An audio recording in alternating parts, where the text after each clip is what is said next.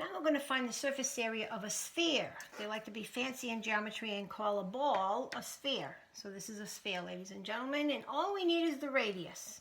And this is a nice, easy formula. The surface area is 4 times pi times the radius squared. And that is all we have to do. So let's do a wonderful example of this.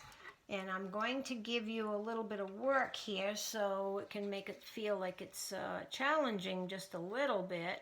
Okay, so we're going to have to find the radius.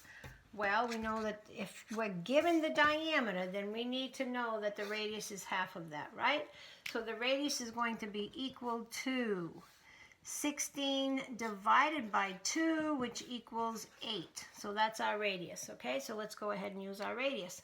So the surface area is just 4 times pi times 8 squared. And 8 squared is 64, so our 64 times 4 is going to be 256. If you double check that, folks, and it's 256 pi inches squared. And we are done with the surface area of a sphere. And with that, ladies and gentlemen, good jobby.